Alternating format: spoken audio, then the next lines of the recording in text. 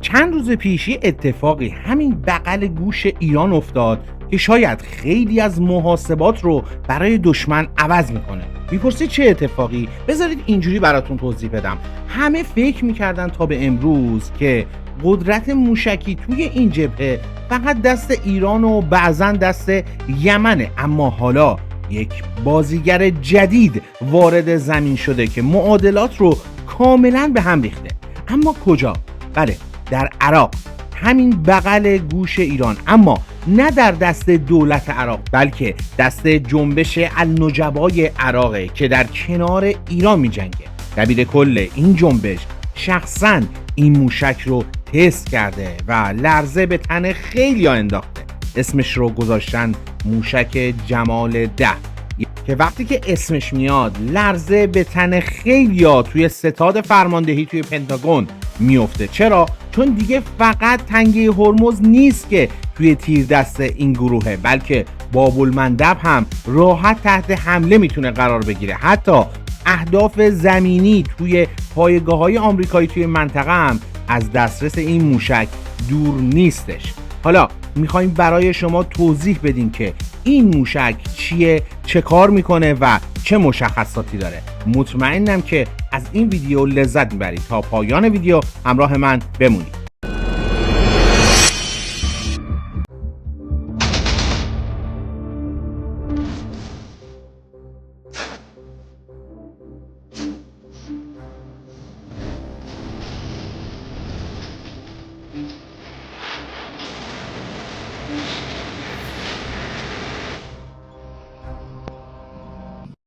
درود بر شما، اینجا کانال نبردآورانه و من هم مخلص شما جلال هستم. بذارید ویدیو رو اینطور شروع بکنیم. یه سناریویی رو توی ذهنتون تصویر سازی کنید. ناوهای هواپیمابر اتمی که میلیاردها دلار واسهشون هزینه شده و تا دیروز فکر میکردن که هیچ کس جرئت نمیکنه بهشون نزدیک بشه، حالا دارن توی حیات خلوت خودشون، یعنی همینجا توی خلیج فارس و دریای عمان، با کابوسی روبرو میشن که از داخل خاک عراق بلند میشه. نه فقط داخل خاک ایران و یمن، بلکه از داخل عراق هم این کابوس بهشون سر میزنه. پارادوکس ماجرا همینجاست. قدرتمندترین نیروی دریایی جهان حالا اسیر تکنولوژی شده که از جایی شلیک میشه که تا دیروز همه بهش میگفتن میدان نبرد چریکی، اما دیگه چریکی نیستش. این یک قدرت تمام عیار مهندسیه.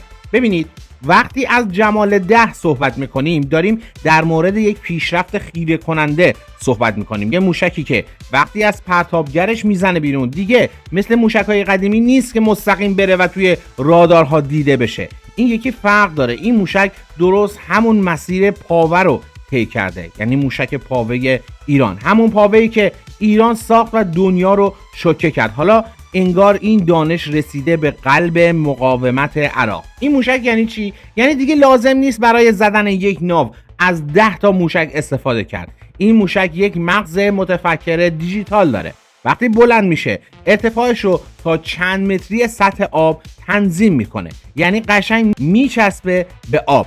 رادار ناوهای آمریکایی که طراحی شدن برای دیدن هواپیماها و اهداف بزرگ حالا باید دنبال یک روح بگردن که داره با سرعت بالا موجها رو میشکافه و پیش میره. حالا یک سوال بزرگ پیش میاد: چطور عراق تونسته به این تکنولوژی برسه؟ جوابش توی همکاری‌های استراتژیک و بومیسازی تکنولوژیکه.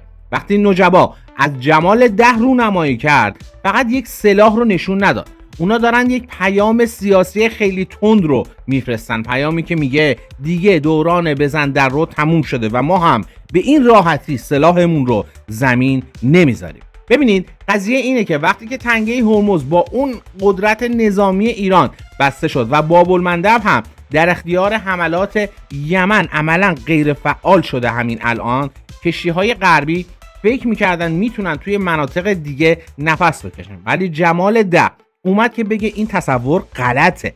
حالا دیگه هر نقطه ای از آبهای منطقه میتونه نقطه مرگ باشه.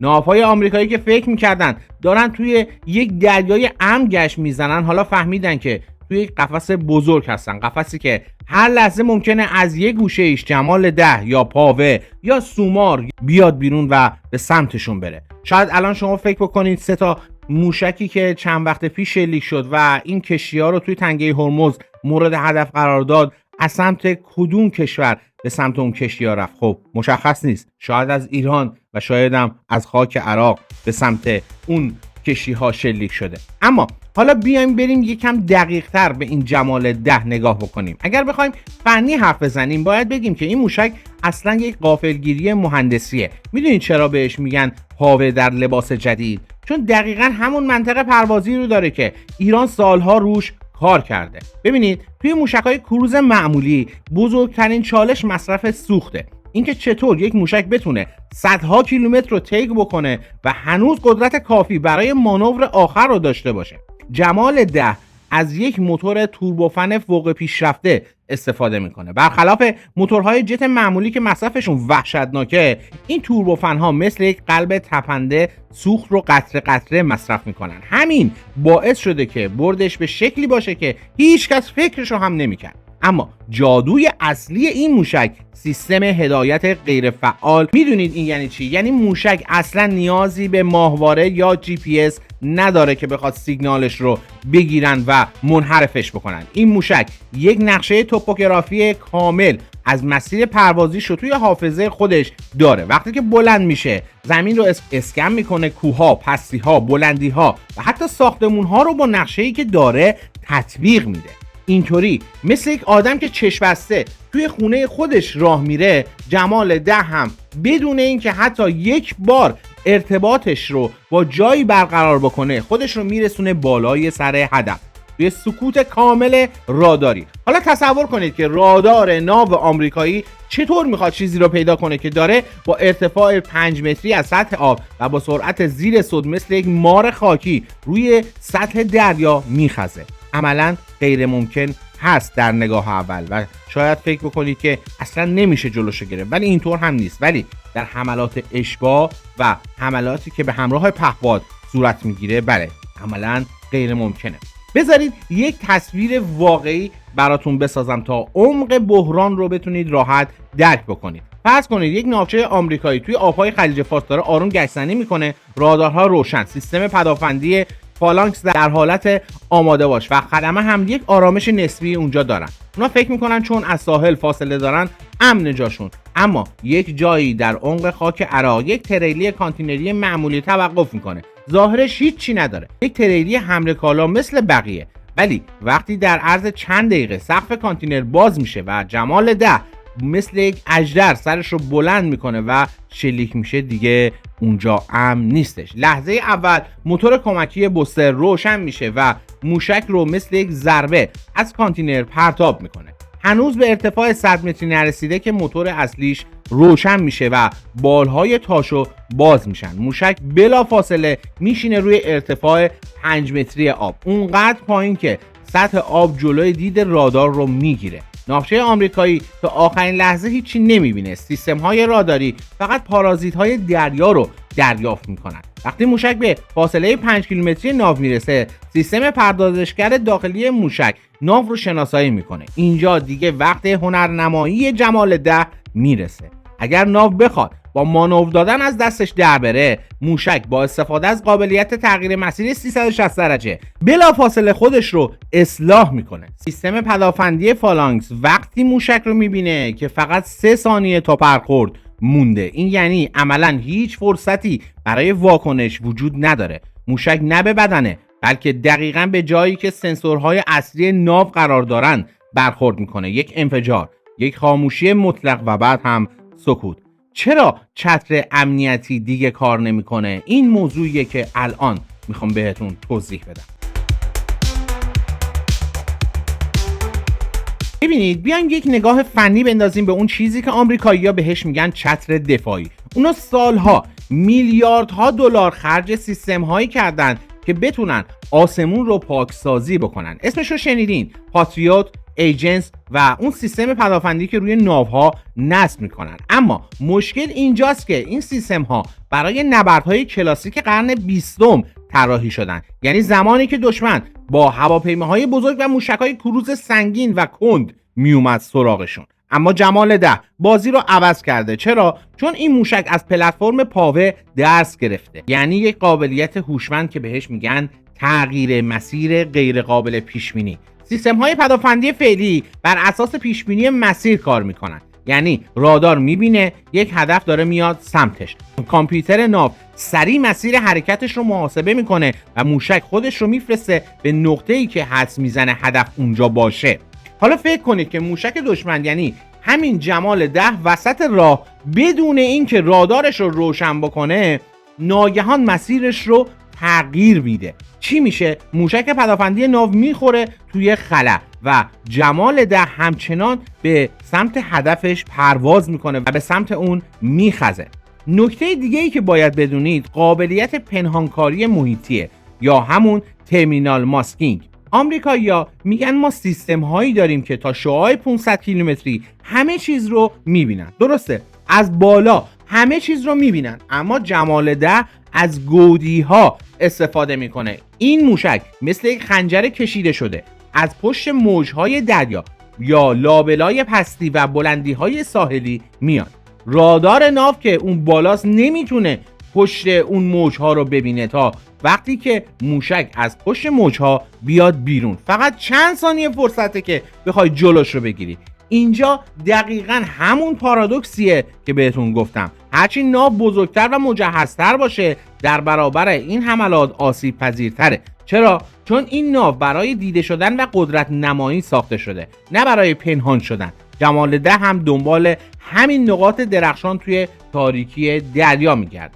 اما استراتژی اشباع راداری یا همون کابوس فرماندهان. حالا تصور کنید که فقط یک جمال 10 نیستش. فرض کنید در یک سناریوی واقعی 3 یا 4 تا از این موشک‌ها همزمان از جهات مختلف به سمت این ناوچه شلیک بشن. از اون طرف از سمت ایران بخواد موشک‌های پاوه و سومار یا حتی قدر 380 به سمتشون شلیک بشه. اینجا پدافند ناو دچار اشباع میشه. سیستم کنترل آتش ناو نمیتونه همزمان 4 تا هدف هوشمند رو که دارن توی ارتفاع 5 متری مانور میدن رو رهگیری بکنه. یکی رو میزنه، دومی رو گم میکنه، سومی مسیرش رو عوض میکنه و چهارمی کار رو تموم میکنه. این دقیقاً همون چیزیه که بهش میگن مرگ ناوهای کلاسیک. دیگه دوران اون هواپیماهایی که میرفتن وسط دریا و همه رو تهدید میکردن تموم شده. الان هر وجب از این آبها میتونه برای ناوهای آمریکایی تبدیل بشه به یک میدان مین متحرک، چیزی که توی همین جنگ رمضان و جنگ اخیر هم دیدیم. ولی خب آمریکایی‌ها گردن نمیگیرن برخوردهایی که با ناوها و ناوچه هاشون انجام شده. اما تاثیر روانی فراتر از تخریب فیزیکی. میدونید بخش ترسناکش کجاست؟ اینه که حتی جمال 10 وقتی که به ناو نخوره باز هم برده، چون ترس ازش باعث میشه ناوهای غربی عقب نشینی بکنن. وقتی فرماندهی ناو میدونه یک موشک با این مشخصات توی عراق هم هست، توی ایران هم هست و یمن هم این موشک رو داره، دیگه ریسک نمیکنه که نزدیک ساحل بشه، اون عقب نشینی میکنه. و این یعنی چی؟ یعنی عملا کنترل اون منطقه از دستش خارج شده. اینجاست که میگم جمال 10 نه فقط یک سلاح بلکه یک ابزار حکمرانی دریایی جدید برای مقاومت عراقه. حالا اونا میتونن بگن که اینجا آبهای ماست و شما حق ندارید بدون اجازه ازش رد بشید. این یعنی قدرتی که از دانش مهندسی بومی و اراده سیاسی بیرون اومده. امیدوارم که با این ویدیو من تونسته باشم نظر شما رو جلب بکنم. حتما نظراتتون رو برای من بنویسین و بگین که دوست دارید در مورد چه موضوعی و در مورد چه تجهیزات مرگباری براتون ویدیو بسازم. لایک و سابسکرایب هم فراموشتون نشه. اینجا کانال نبردآورانه و من هم مخلص شما جلال هستم.